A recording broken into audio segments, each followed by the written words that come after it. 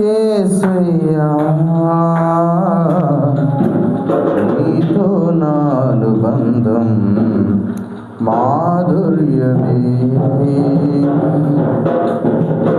ఆరాధ్యుడా యేసయ్యా నీతో నాలు బంధం మాధుర్యమే నీతో నా జీవితం సంతోషమే నీతో అనుబంధం మాధుర్యమే నీతో నా జీవితం సంతోషమే నీతో నా అనుబంధం మాధుర్యమే నా యేసయ్యా కృప చూపుతున్నావు నా యేసయ్యా నడిపించుచున్నావు స్ఫూర్తి ప్రదాతవై ఆరాధ్యుడా యేసయ్యా నీతో నా అనుబంధం మాధుర్యమే ఆరాధ్యుడా యేసయ్యా నీతో నా అనుబంధం మాధుర్యమే కనిగల మార్గమునందు నన్ను స్నేహించిన నా ప్రియుడవు నీవు కనిగల మార్గమునందు నన్ను స్నేహించిన నా ప్రియుడవు నీవు గలనైన మరువను నీవు నడిపిన మార్గం క్షణమైన విడువను నీతో సహవాసం గలనైన మరువను నీవు నడిపిన మార్గం క్షణమైన విడువను నీతో సహవాసం ఆరాధ్యుడా యేసయ్యా నీతో నా అనుబంధం మాధుర్యమే ఆరాధ్యుడా యేసయ్యా నీతో నా అనుబంధం మాధుర్యమే నీతో నా జీవితం సంతోషమే నీతో నా అనుబంధం మాధుర్యమే సంతోషం అందైనా శ్రమలైనలు నా స్తుతి కీర్తనకు ఆధారము నీవే సంతోషమందైనా శ్రమలైనలు నా స్తుతి కీర్తనకు ఆధారము నీవే నిత్యమైన మహిమలో నన్ను నిలుపుటకు శుద్ధ సువర్ణముగా నన్ను మార్చుచున్నావు నిత్యమైన మహిమలో నన్ను నిలుపుటకు శుద్ధ సువర్ణముగా నన్ను మార్చుచున్నావు ఆరాధ్యుడా యేసయ్యా నీతో నా అనుబంధం మాధుర్యమే ఆరాధ్యుడా యేసయ్యా నీతో నా అనుబంధం మాధుర్యమే నీతో నా జీవితం సంతోషమే నీతో నా అనుబంధం మాధుర్యమే నీతో నా జీవితం సంతోషమే నీతో నా అనుబంధం మాధుర్యమే నా యేసయ్యా నన్ను నడుపుచున్నావు వాత్సల్యపురుడవై నా యేసయ్యా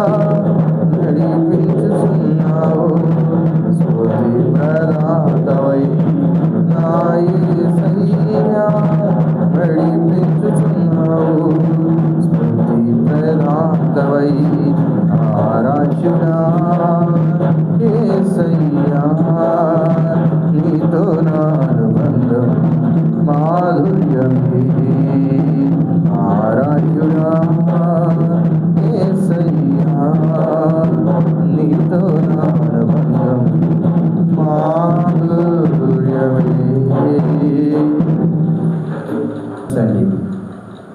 ప్రియమైన దేవుని బిడ్డలారా, మరి దేవుడు తన సన్నిధిలో మనల్ని కాచి భద్రపరిచి నడిపించినందుకు మరి గడిచిన జూలై నెలంతా తన సన్నిధిలో మనల్ని ప్రేమించినందుకు దేవునికి మనం ఎంతగానో కృతజ్ఞతాస్తుతులు చెల్లించేవారుగా మనము ఉందము గాక. అయితే ప్రభు తన యొక్క సన్నిధిలో మనల్ని ఆదరించి, ప్రభు తన యొక్క సన్నిధిలో ప్రేమించి, తన యొక్క రెక్కల నీళ్ళలో మరుగుపరిచి మనల్ని ఎంతగానో ఆగస్టు నెలలోకి తీసుకుని వచ్చాడు. మరి 6 నెలలు గడిచి 7వ నెల కూడా గడిచి 8వ నెలలోకి దేవుడు మనల్ని ప్రవేశపెట్టాడు. ప్రియమైన దేవుని బిడ్డలారా, ప్రభు మనతో గడిచిన వారము, ప్రభు మనతో గడిచిన ఆదివారము మన మధ్యకి ఒక జీవిని తీసుకుని వచ్చి దాని యొక్క జీవితాన్ని మనకి నేర్చుకోమని కొన్ని విషయాలు దేవుడు మనకు నేర్పించాడు. అయితే అందులో మరి కొన్ని విషయాలు దేవుడు దాచి ఉంచాడు కనుకనే ఈ రాత్రి మరి దాని గురించి వివరించుకుందాం. మరి గడిచిన రాత్రి మనము గడిచిన ఆదివారం నాడు మాట్లాడుకున్న వర్తమానం పేరు పూరేడు పిట్టక కథ గురించి నువ్వు విన్నావా అని దేవుడు మనతో మాట్లాడాడు. మరి పూరేడు పిట్ట కథ గురించి మరి అనేకమైన పిట్టలు ఈ లోకంలో ఉండినా కానీ మరి దేవుడు ఎందుకని మరి పూరేడు పిట్టనే మనకి వినిపించాలని ఆశపడ్డాడయ్యానంటే, ఒక మనుష్యుడు ఒకరిని చూసైనా సరే తన నడవకను తన యొక్క స్థితిని మార్చుకుంటాడని, తన యొక్క బ్రతుకుని మార్చుకుంటాడని పరిశీలన చేసుకొని ఆ పూరేడిని తన జీవితంలో తీసుకొని ఇశ్రాయేలు జనాంగానికి ఏవైతే ఆహారంగా మార్చబడి దేవుని చిత్తాన్ని నెరవేర్చి దేవుని మాట కొరకు ఆ పూరేళ్ళు 160 కిలోమీటర్లు ప్రయాణం చేసి దేవుని సన్నిధికి వచ్చినాయి కదా. అయితే 160 కిలోమీటర్ల దూరం ఎగురుకుంటూ సినాయి పర్వతం దగ్గరికి అవి రావడం, సినాయి అరణ్యం దగ్గరికి అవి రావడం, మరి ఇశ్రాయేలు జనాంగానికి మాంసం కావాలని ఆశపడితే దేవుడు వాటిని రెప్పించడం జరిగింది. మరి వాటి గురించి మనం గత ఆదివారము వివరించుకున్నాం. అయితే అవి మొదటగా దేవుని చిత్తాన్ని నెరవేరుస్తుంది అని, రెండవదిగా దేవుని యొక్క మాటని నెరవేరుస్తుంది అని, ఐదవది మరి మరొకటిగా అది ఉన్న చోటే బ్రతుకుద్దని దేవుడు మనకి వివరించాడు. మరి మానవ సంబంధమైన మన జీవితాల్లో మూడవదిగా మరి వీటి జీవితంలో దేవుడు మనకు నేర్పించుకుంటూ వచ్చి ఇవట మట్టి ద్వారా శుభ్రం చేసుకుంటూ ఉంటాయట. తన శరీరంని మట్టి ద్వారా శుభ్రం చేసుకుంటూ ఉంటాయట. అయితే బైబిల్ గ్రంథంలో మరి మట్టిని అపవిత్రకు సాదృశ్యంగా కనబడుతుంది. మట్టి ఆ దేవుడు మనిషిని మట్టి ద్వారా చేశాడు కదా, మరి మట్టి ఎందుకు అపవిత్రంగా కనబడుతుంది అని మనం ఆలోచన చేయొచ్చు. ఈ మానవ సంబంధమైన లోకంలో మరి కొన్ని విషయాలు మనం ధ్యానించినట్లయితే, ఈ మట్టిని మనం తిన్నట్లయితే ఆహారంగా తింటే ఏమవుతుంది? చనిపోవడం జరుగుతుంది. అంటే చనిపోవడం అంటే అందులో రకాలు ఉంటాయి. కొన్ని బురద నీళ్ళు తాగితే సహజంగా మనిషి ఆ లోపల ఆరోగ్యం చెడిపోయి ఇబ్బందులు పాలవుతాడు. అలా మట్టిని కూడా తింటే ఇబ్బందులు పాలవుతారు. చిన్నపిల్లలు చూడండి, ఎక్కువ మట్టి తింటూ ఉంటారు, ఇసుక తింటూ ఉంటారు. వారిని తల్లిదండ్రులు ఏమంటారు, అరే నువ్వు అది తినకూడదురా, అది తింటే ఇబ్బంది పడతావురా, ఆరోగ్యం చెడిపోదురా అని మూతి మీద కొడుతూ ఉంటారు, మట్టి తినొద్దని. అయితే ఈ పూరేళ్ళట మట్టి ద్వారా శుభ్రపరుచుకుంటూ ఉంటాయట. అయితే ప్రియమైన దేవుని బిడ్డలారా, పరిశుద్ధ గ్రంథంలో సమయంలో మట్టి ద్వారా స్నానం చేశాడని మనం చదివాం. అయితే దేవుని యొక్క సన్నిధిలో ఒక 2 భక్తులు ఉన్నారట. దేవుని యొక్క సన్నిధిలో 2 భక్తులు జీవిస్తూ ఉన్నారట. వారి బ్రతుకులో దేవుని సన్నిధిలో పరిచయం చేసుకుంటూ, దేవుని సన్నిధిలో నడుస్తూ, దేవుని సన్నిధిలో ఆరాధన చేస్తూ, దేవుని సన్నిధిలో మహిమపరుస్తూ, వచ్చిన వారికి వెళ్ళిన వారికి వందనాలు చెబుతూ, దేవుని సన్నిధిలో పరిచర్య కుర్చీలు తీయడం, సాపులు వేయడం, మందిర పరిచర్య చేయడం ద్వారా వారు దేవుని సన్నిధిలో నడుస్తున్నారు. అయితే ఈ ఈ బిడ్డలిద్దరు దేవుని సేవ నడుస్తున్నారు, కానీ వీరి బ్రతుకులో పాపం అనేది ఉండడం వల్ల వీరు చేసిన పరిచర్య దేవునికి మహిమకరంగా నడుచుకోలేదు. ఈ బిడ్డలు ఎవరయ్యానంటే ఫినెహాసు హోఫ్నీలు దేవుని సన్నిధిలో పరిచర్య చేయడానికి వచ్చారు. దేవుని సన్నిధిలో పరిచర్య చేస్తున్నారు, దేవుని సన్నిధిలో శాపలు వేస్తున్నారు, దేవుని వాక్యాన్ని వింటున్నారు, దేవుని వాక్యాన్ని చదువుతున్నారు, అలాగే దేవుని సన్నిధిలో ఆరాధన చేస్తున్నారు, పాటలు పాడుతున్నారు. అయితే వీరు చేస్తున్న ఇవన్నీ దేవునికి మహిమకరంగా లేవు. కారణం ఏంటంటే వీరి యొక్క శరీరము మట్టితో అపవిత్రపరచబడింది, అంటే పాపముతో అపవిత్రపరచబడింది. దేవునికి స్తోత్రం. ప్రియమైన దేవుని బిడ్డలారా, అయితే మీరు పరిశీలన చేయండి. ఈనాడు జీవితంలో ప్రతి ఒక్క మనిషి బ్రతుకులో పాపం అనేది చాలా ఎక్కువగా కనబడుతూ ఉంటుంది. కానీ ఎవరికైనా ఒక పాపం గురించి చెప్తే వారి మనసులో నన్ను పాపిస్తూ వాడిని అంటావా, నేను పాపిని అంటావా అని కోపం వచ్చేస్తుంది. కానీ దేవుడు అంటున్నాడు, ఏ ఒక్కడు నిరపరాధి లేడు, ఏ ఒక్కడు మంచివాడు లేడు, పాపం అందరూ చేసి ఉన్నారు, కానీ దేవుని సన్నిధిలో దిద్దుబాటు చేసుకోమని దేవుడు మాట్లాడుతున్నాడు. జాగ్రత్తగా పరిశీలన చేయండి. ఈ పూనేళ్ళు మట్టిలో శుభ్రం చేసుకుంటూ ఉంటాయి. అయితే ఏనాడైనా మనం పరిశీలన చేస్తే త్రాగుబోతు దగ్గరికి వెళ్ళి నాయన నువ్వు ఈ త్రాగుడిని ఎంతకాలం నుంచి తాగుతున్నావంటే సో 10 సంవత్సరాల నుంచో, లేక 2 సంవత్సరాల నుంచో, 4 సంవత్సరాల నుంచో మాట్లాడుతున్నాడు. అయితే అలా మాట్లాడుతున్నప్పుడు ఒక మాట మనం అతని దగ్గర అడగాలి, ఏమని? నువ్వు తాగుతున్నావు కదా, దీనివల్ల నీ బ్రతుకు ఏమన్నా మార్చబడిందా? దీనివల్ల నీ బ్రతుకు ఏమన్నా చేర్చబడిందా? దీనివల్ల నీ బ్రతుకు ఏమన్నా గణపరచబడిందా? దీనివల్ల నీ బ్రతుకు ఏమన్నా ఉద్యమంగా రగిలించబడిందా అని మనం అడిగితే వాడు ఏం చెప్తాడో తెలుసా? ఎక్కడండి, కష్టపడిన సొమ్మంతా తీసుకొచ్చి ఇక్కడే తగలేస్తున్నాను, కష్టపడిన ప్రతి రూపాయి ఇక్కడే పాడేస్తున్నాను అంటాడు. ఎందుకంటే వాడికి తెలియదు, పాపం అతనికి తెలియదు, తన యొక్క అవసరాల కోసము, తన యొక్క వ్యసనం కోసము ఇంట్లో ఉన్న ధనాన్నంతా కూడగొలుకొని పాపంలో పడివేసుకుంటున్నాడు. అయితే ప్రియమైన దేవుడు పెట్టారు, ఈ పూరేడు ద్వారా దేవుడు మనకు నేర్పిస్తున్నది ఏంటో తెలుసా? ఇవి పాపంలో అంటే మట్టి ద్వారా శుభ్రపరుచుకుంటూ ఉంటాయి. అయితే ఎందుకని దేవుడు మరి పూరేడిని దేవుడి యొక్క ఆజ్ఞ కొరకు ఉపయోగించుకున్నాడు? దేవుడు మరి తన యొక్క లెక్కల ప్రకారం నెరవేర్చడానికి ఉపయోగించుకున్నాడు పూరేడిని. అలాగే పూరేడిని దేవుడు మనకి సాదృశ్యంగా చూపించాలని ఆశపడ్డాడు దేవుడు. అయితే పూరేడు ఉన్న చోటే బ్రతుకుద్దని, దేవుడు మాటనే వింటదని చెప్పాడు కదా, మరి పూరేడులో కూడా అపవిత్రత ఉన్నదా అని అనుకోవచ్చు. పురిమైన దేవుడు బిడ్డలారా, ప్రతి మనిషి తన జీవితంలో అనేక సందర్భాల్లో నీతిమంతుడిగా బ్రతికినను తప్పిపోయే కొన్ని కోణాలు ఉంటాయి, పడిపోయే కొన్ని కోణాలు ఉంటాయి. అలాగే ప్రతి బిడ్డలో కూడా కొన్ని కోణాలు ఉన్నాయని దేవుడు మనకి నేర్పిస్తున్నాడు. అయితే దేవుడి సన్నిధికి వస్తున్న మనము, దేవుడి సన్నిధిలో నడుస్తున్న మనము, దేవుడి సన్నిధిలో ఆరాధిస్తున్న మనము కూడా ఏం చేయాలంటే దేవుడి వైపు తిరగాలి. మనలో పాపం ఉంటే పశ్చాత్తాపం కలిగి దేవుడి సన్నిధిలో ఒప్పుకోవాలి. ఫినెహాసు హోఫ్నీలు దేవుడి సన్నిధిలో ఎంత పరిచయం చేసినా ఉపయోగం లేకుండా పోయింది, ఎంత కష్టపడ్డా ఉపయోగం లేకుండా పోయింది, ఎన్ని ఇబ్బందులు పాలైనా, ఎంత ఒళ్ళు కష్టపడ్డా దానివల్ల ఉపయోగం లేకుండా పోయింది. ఎందుకంటే సంఘానికి వస్తున్న వారితోనే వారు పాపం చేసిన వారిగా ఉండాలని లేఖనం సెలవిస్తున్నది. అయితే ప్రియమైన దేవుని బిడ్డలారా, మనలో పాపం ఉంటే మన కుటుంబమే పతనమైపోతుంది, మన బిడ్డలే పాడైపోతారు, మన జీవితమే పాడైపోతాయి, మన బ్రతికే నాశనం అయిపోతుంది. అంతేకాని మన మీద తప్పు చేస్తూ పక్కోడి జీవితం పాడైపోవడం అనేది అసంభవం. అది ఏనాటికైనా ఇబ్బందులు కొలుగులేకే వచ్చేస్తుంది. అయితే ప్రియమైన దేవుని బిడ్డలారా, తండ్రికి ద్రోహం చేసిన వాడిగా అబ్షాలోము ఉంటే అబ్షాలోము ఏమయ్యాడు? మరణించాడు. తండ్రికి ద్రోహం చేశాడు అబ్షాలోము. అయితే ద్రోహం చేయడం వల్ల అబ్షాలోము మరణించాడు. చూసారా? కానీ పరిశుద్ధ గ్రంథంలో దేవుడు మాట్లాడుతూ ఎట్లా అంటున్నాడు, అబ్షాలోము తండ్రికి ద్రోహం చేసి మరణించాడట. ఈనాటి దినాలు అనేక మంది బిడ్డలు తన తల్లిదండ్రులను ఎంతమంది మోసం చేస్తున్నారో, ఎంతమంది ఇబ్బందులు పాలు చేస్తున్నారో తల్లిదండ్రుల విషయాల్లో, ఏనాటికి అది మరణమని నువ్వు గుర్తు పెట్టుకో. ప్రియమైన దేవుడు పెట్టారు. కోరాహు శావుకునిపై తిరుగుబాటు చేశాడు. శావుకునిపై కోరాహు ఏం చేశాడు? తిరుగుబాటు చేశాడు. సంసోను జీవితము బుగ్గిపాలైపోయింది. ఎలాగా? అపవిత్రతకు చోటించాడు. అపవిత్రతను దగ్గర చేర్చుకున్నాడు, వ్యభిచారం దగ్గర చేర్చుకున్నాడు, వ్యభిచార మస్తులో పడిపోయాడు, డెలైలా వాళ్ళ తలవాల్చి పడుకున్నాడు. ఆఖరికి తన బలాన్ని తెలుసుకొని తీసివేయడం జరిగింది.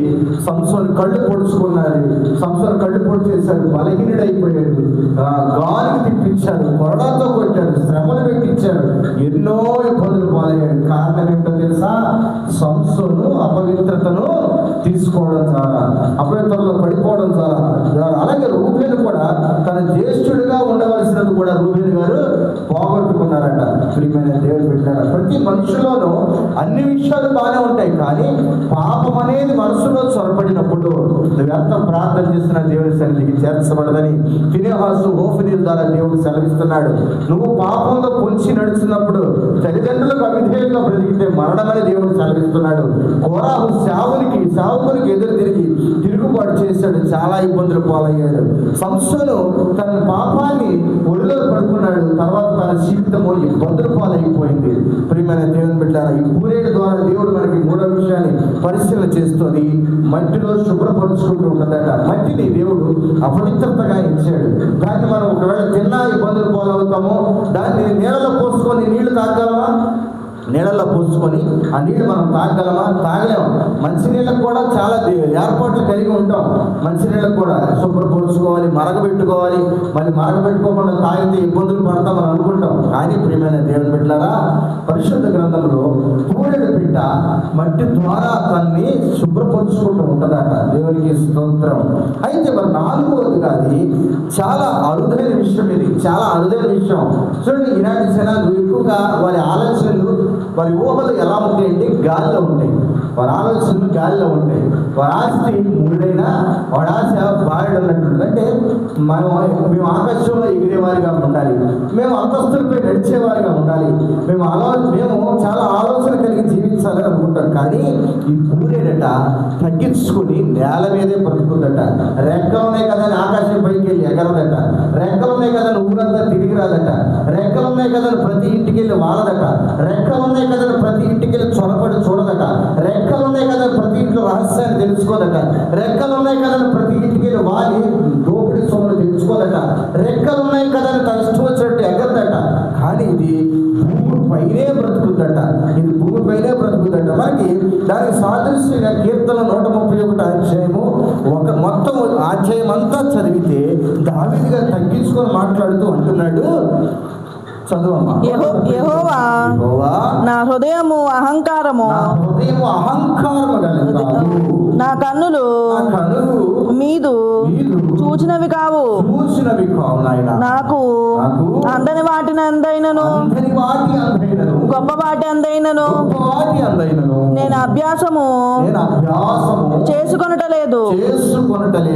నేను నా ప్రాణమును నిమ్మలపరుచుకొని ఉన్నాను, సముదాయించుకొని ఉన్నాను.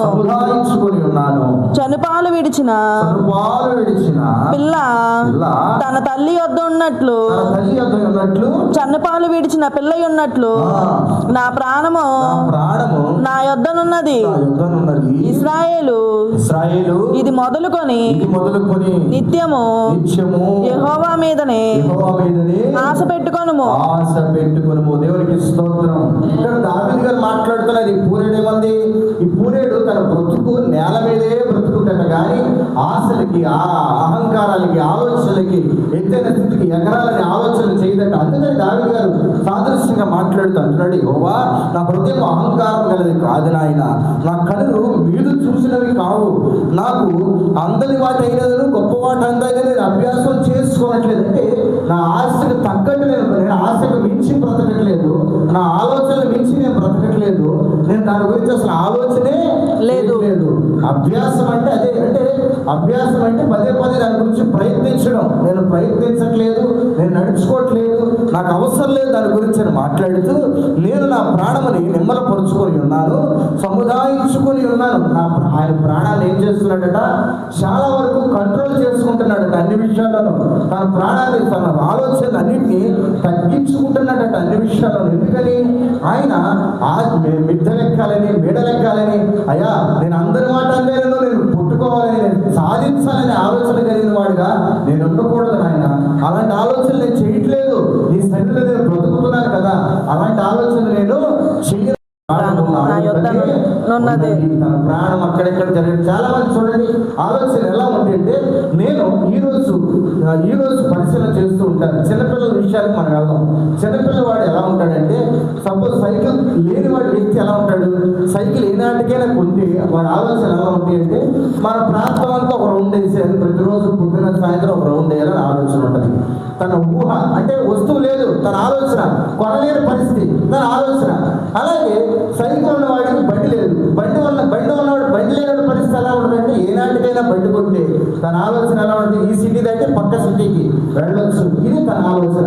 సరే బండి దగ్గర కారు లేని వాడి పరిస్థితి ఎలా ఉంటుందంటే, ఏనాటికైనా కారు ఉంటే నేను దేశాలు తిరిగేసి రావచ్చు. వీడి ఆలోచన ఎలా ఉంటాయంటే, మనసు మీదనే ఉండి ఎక్కడెక్కడో ఆలోచన చేస్తూ ఉంటాడు. అంటే ఆకాశానికి నిచ్చెన వేస్తూ ఉంటాడు. నేను ఏనాటికైనా రాకెట్ ఎక్కేస్తాను, ఏనాటికైనా నేను విమానాన్ని తోలేస్తాను, ఏనాటికైనా నేను పలాంటి ఎక్కుతాను అని ఆలోచన కలిగిన వాడిగా ఉంటాడు ప్రతి మనుష్యుడు. వారి ఆలోచనలు ఎలా ఉండాలట, దావీదు గారు మాట్లాడుతూ, నేను అందని వాటి అందైనను గొప్ప వాటి అందైన నేను అభ్యాసము చేసుకోవట్లేదు. దేవునికి స్తోత్రం. అభ్యాసము చేసుకోవట్లేదట. నాకు అందాలని ఆశ లేదు, గొప్ప వాటి మీద ఆశ లేదు. దేవుడు ఇచ్చిన ఈ ప్రాణము నా యొద్దనే ఉన్నది కనుక నేను దేవుని కొరకే బ్రతుకుతానని ఇశ్రాయేలు ఇది మొదలుకొని నిత్యము యెహోవా మీదనే ఆశ పెట్టుకోవడం. నిత్యము యెహోవా మీద ఆశ పెట్టుకో.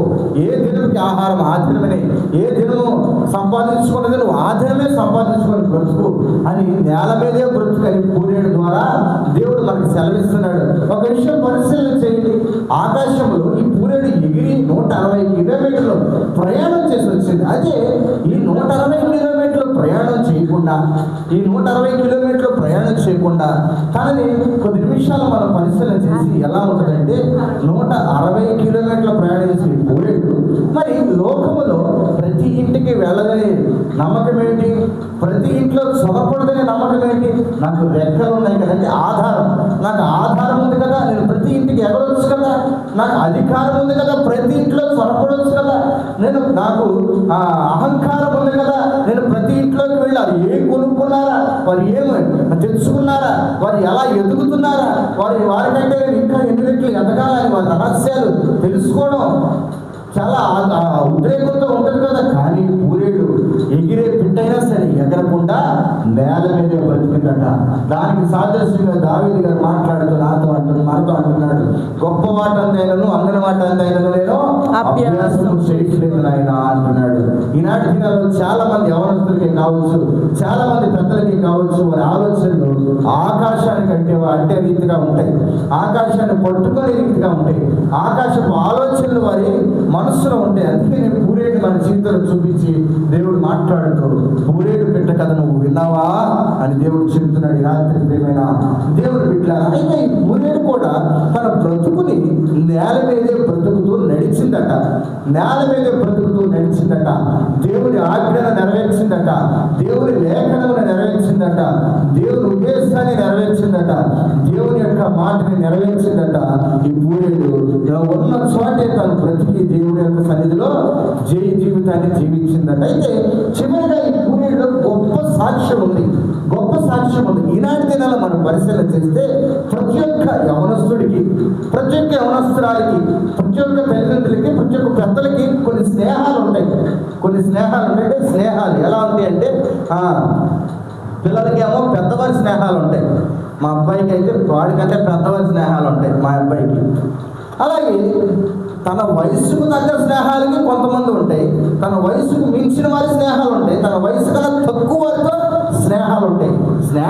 స్నేహం ఉండడం గొప్ప పని కాదు, అయితే దానికన్నా తప్పేది కాదు. స్నేహితులు ఉండడం మంచిదే, కానీ నీ స్నేహము ఎవరితో ఉంటుంది, నీ స్నేహము ఎవరితో నడుస్తుంది, నీ స్నేహము ఏ రీతిగా ఎలాంటి ప్రదేశాలకు తీసుకువెళ్తుందో పరిశీలన చేయాలి. అంటే స్నేహితుల ప్రభావం మనుషులపై చాలా ఎక్కువగా కనపరుస్తూ ఉంటుంది, చాలా ఎక్కువగా కనపరుస్తూ ఉంటుంది. నేను మీకు విషయాన్ని చెప్తాను. ఈ లోకంలో యవనస్తులు చాలా మంది ఒక చోటకి వెళ్ళారట. ఒక 10 మంది యవనస్తులు ఒక చోటకి వెళ్ళారట. అందులో ఒక 10 మంది యవనస్తులు ఒక చోటకి వెళితే, ఆ 10 మంది యవనస్తులు వెళ్ళే దారిలో మంచాన్ని కొనుక్కొని, అంటే మందులు కొనుక్కొని వెళ్ళారట. వెళితే వారు వెళ్ళేసిన చోటు తెల్లారింది, దిగారు, ఒక చక్కటి ప్రదేశాన్ని చూసుకున్నారు. చూసి దాన్ని చూసి ఆ మద్యమంతా అక్కడ పెట్టుకొని తాగడం ప్రారంభించారు. ఒక్కొక్కరిగా త్రాగడం ప్రారంభించారు. అయితే ఈ 10 మందిలో 9వ వాడు ఒకడు త్రాగడం, వాడికి అలవాటు లేదు. కానీ వీడి స్నేహము ఎవరితో ఉన్నది? త్రాగుబోతులతో ఉన్నది. వీడి స్నేహము త్రాగుబోతులతో ఉన్నది. అయితే వారిని తప్పుపట్టే ఉద్దేశం కాదు, నేను విషయాన్ని జ్ఞాపకం చేస్తున్నాను. త్రాగుబోతులతో ఉన్నది వీడి స్నేహం. అయితే ఇప్పుడు ఆ 10 మంది స్నేహితులు వర్షారాజ్యంగా బ్రతుకుతున్నప్పుడు మన ప్రాంతంలో ఆ ఏ వ్యసనము లేనటువంటి వాడి స్నేహం వారితో ఉంటే ఏమనుకుంటాం? వీడు కూడా వాడితో నడుస్తున్నాడు కాబట్టి అదే బాడీలో నడుస్తున్నాడని మనం అనుకుంటాం. అవునా కదా? వాడు ఏ తప్పు చేయడు, కానీ వాడి స్నేహం ఎవరితో ఉన్నది? త్రాగుబోతులతో ఉన్నది. వాడి స్నేహము త్రాగ తప్పిన వారితో ఉన్నది. వాడి స్నేహము ఇచ్చకమలాడే వారితో ఉన్నది. వీడు మంచివాడే, కానీ వాడి స్నేహం ఎవరితో ఉన్నది? సరైనటువంటి వారు లేదు, ఆత్మీయ జీవితం లేని వారిగా ఉన్నది. వారు బ్రతుకు నిలకడలేని వారిగా ఉన్నది. ఎప్పుడు పుడతామో ఎప్పుడు మరణిస్తామో ఆలోచన లేని వారిగా ఉన్నారు. వారికి ఒక గురి గమ్యమంటూ లేని వారి జీవితంలో ఈ స్నేహితుడు వెళ్ళి వారితో నడుస్తున్నాడు. కానీ ఇప్పుడు మచ్చ అందరికీ వచ్చిందా? ఒక్కడికి వచ్చిందా? అందరికీ వచ్చింది. కానీ ఈ మచ్చ కలిగిన వాడు అందరితో, ఈ మచ్చ లేని వాడు మచ్చల వారు తిరిగితే ఇద్దరు కూడా మసెట్ వేసింది. అయితే ఇప్పుడు మన దేవుడు పెట్టారు, ఒకనొక దినమని ఈ స్నేహితులందరూ కలిసి పార్టీ చేసుకుంటూ నడుస్తున్నప్పుడు నేను మంచి ఒక సంభాషణ జరిగింది. ఎలా అయితే, అరే మాతో ఒక 5 సంవత్సరాలు సహవాసం చేశావు కదా, మరి ఇంతకాలం మాతో నువ్వు ఏ రోజు అన్ని చోట్లకి వస్తున్నావు, మరి నువ్వు తాగట్లేదు అని అడిగితే అన్నాడట, అరే నేను మీతో నడుస్తున్నాను, నేను మీతో ఉండగా చాలా మంది నన్ను అపహరణ చేశారు, చాలా మంది నా వెనక ఎన్నో మాటలు మాట్లాడాడు. కారణం ఏంటంటే నేను మీ వెనకాల నడుస్తుంటే వీడు కూడా వారి బ్యాచ్, వీడు కూడా వారికి తగిన జీవితమే జీవిస్తున్నాడు అని అనుకున్నారు. కానీ నా రహస్యం ముందున్న నేను ఏ జీవితాన్ని జీవిస్తున్నానో నాకు నా దేవుడికి మాత్రమే తెలుసు అని అన్నారు. వీరు తీసుకువెళ్ళి అక్కడ మందు పార్టీ చేసుకోవడానికంటే ముందు జరిగిన ఏర్పాటు డిస్కషన్ జరుగుతుంటే అంటున్నాడు, అరే నువ్వు మాతోనే కదా కలిసి నడుస్తున్నావు, ఎందుకని నీకు ఇది అవ్వలేదు? నువ్వు మాతోనే కదా నువ్వు వస్తున్నావు, ఎందుకని నీకు అవ్వలేదు అని అంటే అతను అన్నాడట, అరే నేను మీతో నడుస్తున్నాను, నేను మీతో వస్తున్నాను, నేను మీతో కలిసి తిరుగుతున్నాను, కానీ నా జతపక్షి వేరే ఉన్నాడు, నా జతపక్షి వేరే ఉన్నాడంటే ఏరా నీ జతపక్షి వేరే ఉన్నాడు, నీ జత స్నేహితుడు వేరే ఉన్నాడు అని చెప్తున్నావు. మేము మాకంటే నీకు అదే ఏమంటారు బెస్ట్ ఫ్రెండ్స్ అంటే మంచి స్నేహితుడు ఇంకెవరున్నారు? మంచి స్నేహితులు ఇంకెవరున్నారు? నీకు ఏదైనా కావాలంటే మేమే డబ్బులు ఇస్తున్నాం, నీకు ఏదైనా కావాలంటే మేమే అన్ని ఇస్తున్నాం, నీకు ఏదైనా కావాలంటే మేమే కొనిస్తున్నాం. మాకంటే గొప్ప స్నేహితుడు నీకున్నాడే నువ్వు సెలవిస్తున్నావే. ఎవరా గొప్ప స్నేహితుడు అంటే నజరేయుడైన యేసు అన్నాడు. దేవునికి స్తోత్రం. నజరేయుడైన యేసు అన్నాడు.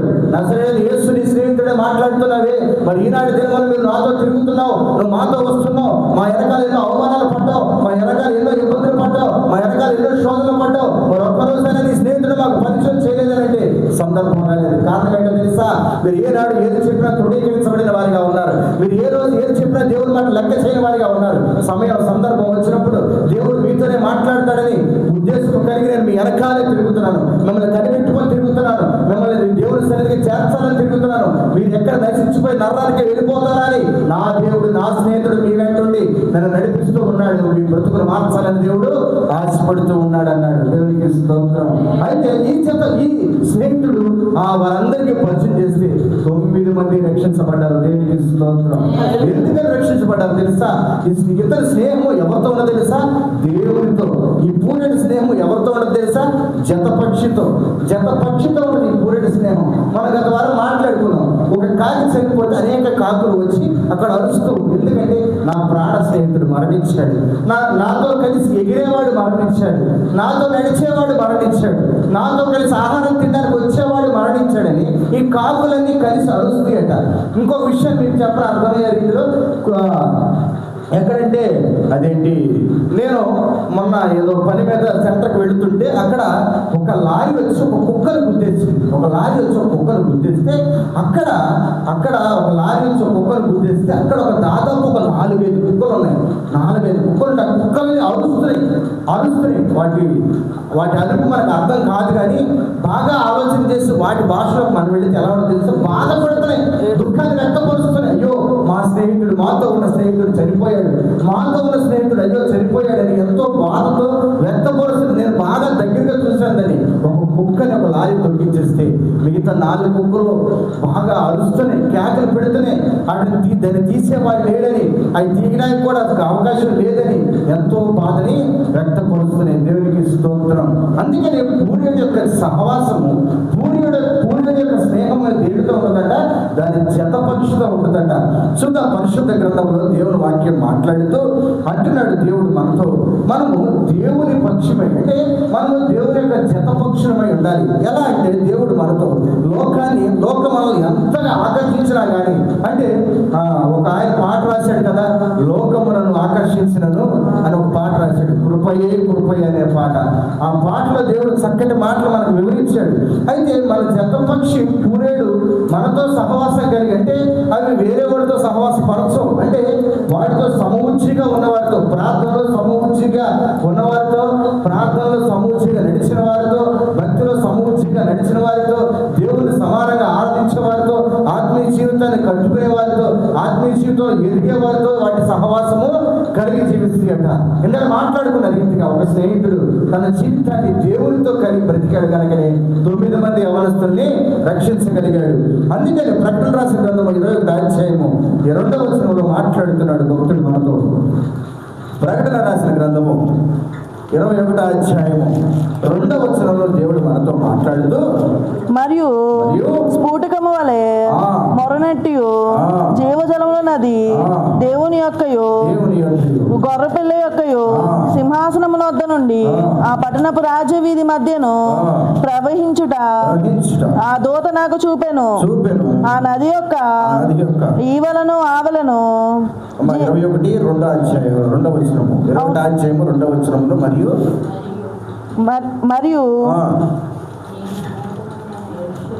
చదువు 21వ అధ్యాయము 2వ వచనం నుంచి, పరలోకమందున్న దేవుని యొద్ద నుండి దిగి వచ్చుట చూచితిని. అప్పుడు ఇదిగో దేవుని నివాసము మనుషులతో కూడా ఉన్నది. ఆయన వారితో కాపురముండును. వారు ఆయన ప్రజలయుందురు. దేవుడు తానే వారి దేవుడై ఉండి వారికి తోడై ఉండును. ఆయన వారి కన్నుల ప్రతి బాష్ప బిందువును తుడిచివేయును. మరణం ఇక ఉండదు. దుఃఖమైనను ఏడ్పైనను వేదైనను ఇక ఉండదు. మొదటి సంగతులు గతించిపోయినని సింహాసనంలో నుండి వచ్చిన గొప్ప స్వరము చెప్పుట వింటిని. దేవునికి స్తోత్రం. ఇక్కడ దేవుడు జతపక్షి గురించి మాట్లాడుతూ ఈయన ఈ ప్రకటన రాసిన భక్తుడు ద్వారా దేవుడు మనకు బయలుపరుస్తున్నాడు. మనము మన సహవాసము లోకాన్ని ఆకర్షించేదిగా ఉండకూడదు, లోకాన్ని ద్వేషించే రీతిగా ఉండి ఆత్మ సంబంధమైన జీవితాన్ని కట్టుకునేవారిగా మనం ఉండాలి. అందుకనే పరిశుద్ధమైన దేవుడు మనతో మాట్లాడుతూ దేవుణ్ణి మనం ఆకర్షించే వారిగా బ్రతికి ఆ పరిశుద్ధమైన జీవితాన్ని జీవిస్తూ దీనత్వం కలిగి సమానత్వం కలిగి బ్రతికే వారిగా ఉండాలి. అందుకే ప్రకటన గ్రంథంలో దేవుడు మాట్లాడుతూ, మరియు నేను నూతన యెరూషలేము అను ఆ పరిశుద్ధ పట్టణము తన భర్త కొరకు అలంకరింపబడిన పెళ్లి కుమార్తె వలె సిద్ధపడి పరలోకమందున దేవుని యొద్దకు వచ్చుట చూచితిని. ఎలా ఉన్నదట? భర్త కొరకు అలంకరించబడిన పెళ్లి కుమార్తె వలె, భర్త కొరకు అలంకరించబడిన పెళ్లి కుమార్తె వలె సిద్ధపడి ఉండట పరలోక రాజ్యము దిగువచ్చుట, దేవుని యొక్క దిగువచ్చుట ఆయన చూసాడట. చూసి అంటున్నాడట, అప్పుడు ఇదిగో దేవుని నివాసము మనుషులతో కూడా ఉన్నది. దేవుడు ఎవరితో ఉన్నాడట? మనతో ఉన్నాడట, మనుషులతో ఉన్నాడట. మనుషులతో ఉండటం చూసి అంటున్నాడు, ఆయన వారితో కాపురముండును, వారు ప్రజల యందురు. దేవుడు వారికి దేవుడై వారికి తోడై ఉండును. దేవుడే మనకి తోడై ఉంటాడని దేవుడు సెలవిస్తున్నాడట. ఆయన వారి కనుల్లో ప్రతి బాష్ప బిందువును వేయును. వేదన ఉండదట, మరణం ఉండదట. మొదటి సంగతులు గతించిపోయిన. సంగతులు అంటే మన బ్రతుకులో ఏవైతే ఇబ్బందులు, ఇరుకులు, శోధనలు, అపవాద ఆటంకాలు, అపచయాలు అన్నీ ఉంటాయో వాటన్నిటినీ దేవుడు ఏం చేస్తాడట, తుడిచి వేసి జయ జీవితాన్ని ఇస్తానని మాట్లాడుతూ అంటున్నాడు. అప్పుడు సింహాసనుడైన వాడు సింహాసనము వాడు ఇదిగో సమస్తమును నూతనమైనవిగా చేయుచున్నానని చెప్పి మరియు ఈ మాటలు నమ్మకమును నిజమునై ఉన్నవి గనుక రాయమని ఆయన నాతో చెప్పుచున్నాడు. ఈ మాటలు నిజమై ఉన్నాయని రాయి అని ప్రభు వారితో చెప్పడం ద్వారా రాయడం జరిగింది. ప్రకటన గ్రంథంలో ఆఖరి దినాలకు వెళ్ళేసరికి, అంటే రాకడ దినాలకు వెళ్ళేసరికి మన జీవితము, మన సహవాసము దేవుడితో కలిగి ఉండాలి. మన జతపక్షి దేవుడై ఉండాలి. మన జతపక్షి దేవుడితో నడుచుకునే వారిగా ఉండాలి. మన ఆత్మీయ జీవితానికి సమూర్చలేని వారితో మనం నడవాలి. చాలా మంది స్నేహం ఈ లోకంలో వైరంగా ఉంటది. స్నేహము వైరం పుట్టించేదిగా ఉంటది. ఎలా అంటే చాలా మందికి స్నేహం ఎక్కడ చెడుతో తెలుసా? డబ్బు దగ్గర చెడిపోతుంది. ఈ లోకంలో ఇంకెక్కడ చెడిపోతుంది, డబ్బు దగ్గరే చెడిపోతుంది. ఈ డబ్బు ప్రతి మనుషులను చిచ్చు పెడుతూ వస్తుంది. అవసరానికి 10 రూపాయలు తీసుకొని మనం తిరిగి ఇవ్వకపోతే కుటుంబీకులైనా సరే ధనమే చిచ్చు పెట్టుద్ది, బంధువుల దగ్గర ధనమే చిచ్చు పెట్టుద్ది, స్నేహితుల దగ్గర ధనమే చిచ్చు పెట్టుద్ది, మాట అయినా సరే ధనమే చిచ్చు పెట్టుద్ది. ప్రతి ఒక్కరి దగ్గర చిచ్చు పెట్టేది ధనమే. ఆ డబ్బుతో ప్రతి ఒక్క సమస్య ముడిపడి ఉన్నది. అందుకనే దేవుడు మాట్లాడుతూ అంటున్నాడు, మన సహవాసము ఆత్మ సంబంధమైనది. మన జతపక్షిని మనం ఎదుర్కొనే వారిగా. ఇప్పుడు చూడండి, చాలా మంది మాట్లాడుతూ ఉంటారు, పెళ్లి కావాల్సిన యవనస్తుడికి యవనస్తురాలకి ఏమంటారు?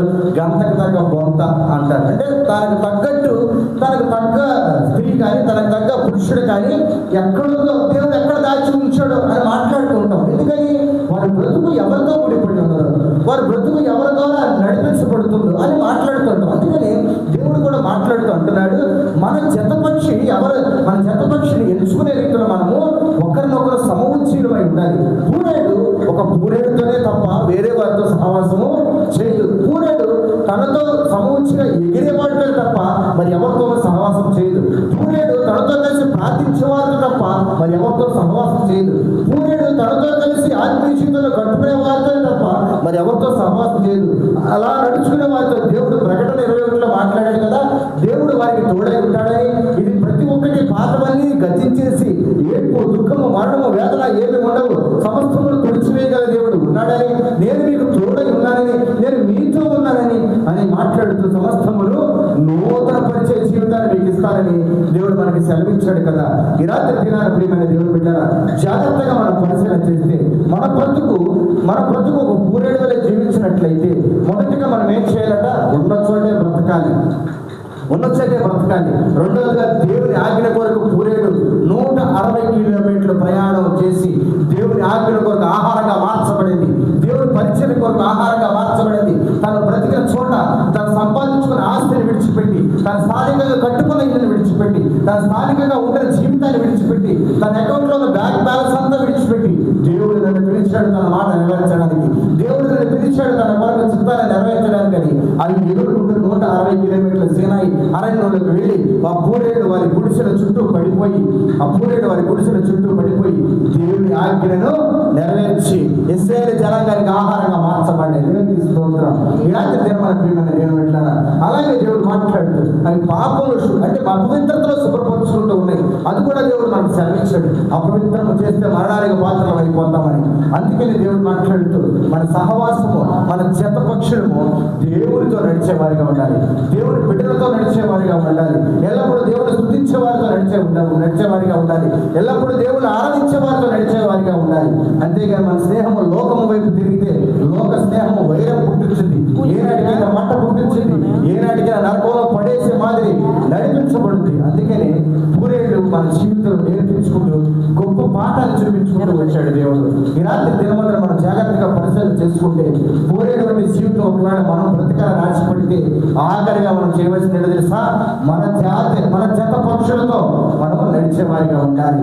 నీకు ఎవరు జత దొరకలేదా? దేవుని ఎంచుకో, దేవుని మాదిరి పెట్టుకో. ప్రభు నా జత పక్షి ఉన్నాడు, ప్రభు నాతో ఉన్నాడు. ఒక యవనస్తుడు మాట్లాడుకున్నాం కదా, 10 మంది యవనస్తుడు 9 యవనస్తుడు ఏం చేశాడు? ఆయన జతపక్షిగా నజరేయుడైన యేసుని పెట్టుకున్నాడు. ఆయన ద్వారా అనేక మందిని మార్చడానికి పురుకొల్పబడ్డాడు. ఆయన మార్పును చూసి అనేక మంది దేవుని సన్నిధిలో నిలబడ్డారు. ఆయన మార్పును చూసి వారి బంధకాల నుంచి, వ్యసనాల నుంచి, అన్నిటి నుంచి విడిపించబడ్డది. కారణం ఏంటో తెలుసా? ఆయన జతపక్షి క్రీస్తు అయి ఉన్నాడు. అతని జత సహవాసము క్రీస్తు అయి ఉన్నాడు. అతని జత సహవాసము నజరేయుడైన యేసు అయి ఉన్నాడు. నీ బ్రతుకుల నా బ్రతుకులు నజరేయుడైన యేసు సహవాసిగా, స్నేహితుడిగా ఉండును గాక. ప్రార్థన చేద్దాం. మరి కొద్ది నిమిషాలు దేవుని వాక్యాన్ని విన్నాం కనుక ప్రభా, పూరేడు బ్రతుకులు మాకు నేర్పించావు తండ్రి. అయ్యా పూరేడు ప్రభా నీ ఆజ్ఞలను నెరవేర్చింది. 160 కిలోమీటర్ల ప్రయాణం చేసి నీ కొరకు వచ్చింది నాయన. నీ కొరకు సమర్పించుకుంది ప్రభా. మా బ్రతుకులు మేము సమర్పించుకోలేకపోతున్నామే. అనేక మంది ఆస్తుల కోసం, అంతస్తుల కోసం ఉన్న చోటే బ్రతుకుతున్నారు. ఆస్తులు కూడబెట్టుకోవడానికి బ్రతుకుతున్నారు. కానీ పూరేడు తను ఉన్న చోటే బ్రతికిన స్థితిని వదిలేసి దేవుడులను రమ్మన్నాడు. దేవుడులను తీసుకుంటున్నాడు అని, దేవుడు పిలుస్తున్నాడు తెలిసింది ప్రభా. అయ్యా మరి జ్ఞాపకం చేసుకోండి ప్రభా. మా జతపక్షి నీవయ్యన్నామని ఆశపడుతున్నాం ఈ రాత్రి. అయ్యా మేము ఒకవేళ పాపంలో క్షమపరుచుకుంటూ మా బ్రతుకులు నడుస్తున్నామేమో, దయతో క్షమాపణ దయచేయమని ప్రార్థిస్తున్నాం ఈ రాత్రి. అయ్యా మాకు దిద్దుబాటు దయచేయమని ప్రార్థిస్తున్నాం ఈ రాత్రి. నీ విశ్వాస కార్యం జరిగించమని ప్రార్థిస్తున్నాం ఈ రాత్రి. అయ్యా తండ్రి మరి జ్ఞాపకం చేసుకోండి ప్రభా. అయ్యా అయ్యా ప్రభా జ్ఞాపకం చేసుకో. వచ్చిన ప్రతి ఒక్క బిడ్డలు మీరు దీవించండి ప్రభా. రాలేటువంటి బిడ్డలు కూడా వారి జీవితంలో పూరేడు జీవితం మాదిరి అయ్యా జతపక్షితో సావాసం కలిగి ఎలా అయితే జీవించగా వారు కూడా జతపక్షితో కలిగి సావాసం కలిగి, దేవుడితో సహవాసం కలిగి, దేవుడితో ప్రేమ కలిగి, దేవుడితో యథార్థత కలిగి జీవించే వారికి దయచేయమని ప్రార్థిస్తున్నాం. అయ్యా తండ్రి ప్రభా వచ్చిన మన సహోదరుడిని జ్ఞాపకం చేసుకోండి. అయ్యా ప్రభా నాయన మరి జ్ఞాపకం చేసుకో. నరసింహని ప్రభా మీరు జ్ఞాపకం చేసుకో. ఎక్కువ మాట దూర ప్రాంతాలను చదువుతున్నాడు. అయ్యా ప్రభా నాయన ఏ కష్టము, ఏ వేదన, ఏ దుఃఖము రానివద్దు. అయ్యా ప్రభా నీ జతపక్షిగా నడుచుకుని కృపణ దయచేయమని, నీకు తోడై నడిచే కృపణ దయచేయమని ప్రార్థిస్తున్నాను ఈ రాత్రి. అయ్యా తండ్రి ప్రభా అయ్యా నేనే వారికి తోడుగా నడిపించే యవనస్తుడు ఎవరి కాలం ఉండగా నీ కాడి మోసం ధైర్య కృప నీ మాట వారి జీవితంలో నెరవేర్చాలి యవనస్తుడిపై. అయ్యా మరి తల్లి గారి పాప కానీ అయ్యా ప్రభా ఆయన మరి జ్ఞాపకం చేసుకోండి. చిన్న శ్రీలక్ష్మిని జ్ఞాపకం చేసుకోండి. పూరేడు జీవితం వారి జీవితంలో ఉందనైనా ఎంతో మంది స్నేహితులు, ఎంతో మంది కుటుంబీకులు, ఎంతో మంది ఇబ్బందులు పాలు చేశారు వారిని ప్రభా. ఆయనను దేవుడు మా జతపక్ష ఉన్నాడు. ఆయనను దేవుడు మాతో ఉన్నాడు విశ్వాసంతో వారు ఉన్నారు ఆయన. అయ్యా ప్రభా వీరి ద్వారా అనేక మంది రక్షించబడలాగా మీరే కృపణ దయచేయమని ప్రార్థిస్తున్నాం ఈ రాత్రి. అయ్యా వారి జీవితంలో గొప్ప మేలు జీవన కుమరించండి తండ్రి. ఉన్న చోట బతుకుతున్నారు. అయ్యా ప్రభు ఉన్న వాటి ద్వారా బతుకుతున్నారు నాయన. అయ్యా దావీదు గారు మాట్లాడాడు కదా, అయ్యా తండ్రి నేను గొప్ప వాట అంతైనా అందరి ఆట అంతైనా నేను జీవించట్లేదు నాయన అన్నాడు. వారు కూడా అదే మాదిరి జీవిస్తున్నారు నాయన. వారిని కూడా దీవించి ఆచరించు. సహోదరుడు కూడా ప్రభా రావడానికి కృపణ దయచి అయ్యా ప్రభా నాయన యవనస్తుడు ప్రభా జ్ఞానేశ్వరుడు కూడా నీ సన్నిధికి వచ్చి నేను ఈ రీతిగా ఆరాధించాలి ప్రభా. అయ్యా కృపను దయచి మరి ప్రార్థిస్తున్నాం. అయ్యా తండ్రి మరి జ్ఞాపకం చేసుకోండి నాయన. నన్ను నా పరిచయం దీవించండి ప్రభా. అయ్యా పూరేడు ఎలా అయితే తన ఉన్న చోట నుంచి నీ కొరకు వచ్చేసిందో మేము కూడా ఉన్న చోట వదిలిపెట్టి నీ కొరకు వచ్చేసాం నాయన. ఉన్న చోటే ఉంటే అనేక ధనం సంపాదించుకొని బ్రతికేవారే కదా నాయన. కానీ సంపాదించుకున్నంత విడిచిపెట్టాం అయ్యా. అన్నింటినీ విడిచిపెట్టి నీ కొరకు వచ్చేసాం నాయన. ఈ ప్రాంతానికి పూరేడు వల్ల మా బ్రతుకుని నీకు అర్పించడానికి, నీ ఆజ్ఞని నీ మాటను నెరవేర్చడానికి, నీ ఆజ్ఞను నెరవేర్చడానికి, నీ చిత్తాన్ని నెరవేర్చడానికి ఈ ప్రాంతానికి మేము వచ్చాము నాయన. అయ్యా జ్ఞాపకం చేసుకోండి. అయ్యా అయ్యా నా చుట్టూ, నా భార్య చుట్టూ, బిడ్డల చుట్టూ కంచె వేసి కాపుదల దయచేయమని ప్రార్థిస్తున్నాం. మా జతపక్షి నీవై ఉన్నావు గనక నీతో మేము అంటుకట్టబడే వారిగా అయ్యా మాతో మాట్లాడేవు కదా. వేదన, దుఃఖము, మరణము, శోధన ఏమీ రానివను, ప్రతి భాష అభివృద్ధిలో తుడిచివేస్తానని సెలవించావు ఈ రాత్రి. అయ్యా పాతవన్నీ గతించి నూతన పరుస్తానని మాతో మాట్లాడు. ఆరాధనలో కూడా మీరు తోడుగా ఉండి ఆది నుంచి అంతం వరకు మీరే అధ్యక్షులు కూడా నడిపించమని కోరుచు క్రీస్తు నామమున అడిగి వేడుకుంటున్నాం తండ్రి. ఆమేన్. పరలోకముందన మా తండ్రి నామం పరిశుద్ధపరచబడుగాక. నీ రాజ్యం మాకు వచ్చునుగాక. నీ చిత్తం పరలోకమందు నెరవేర్చబడినట్లు భూమి అందులో నెరవేర్చబడుగాక. మా అనుదిన ఆహారాన్ని మాకు దయచేయండి. మా ఇళ్ళ అపరాధాలను చేయవలని క్షమించిన ప్రకారం మీరు మా అపరాధం క్షమించడం, మా సోదరులకు రేఖాదృష్టిని జరిపించండి. రాజ్యము, శక్తి, మహిమ నిరంతరము నీవై ఉన్నావు తండ్రి. ఆమె యేసు రక్తమే చేయము, ప్రవేశ రక్తమే చేయము, అపవాది క్రియలంతా యేసు రక్తం శిలువతో సంపూర్ణ విజయము చేయము కలుగునుగాక. ఆమేన్.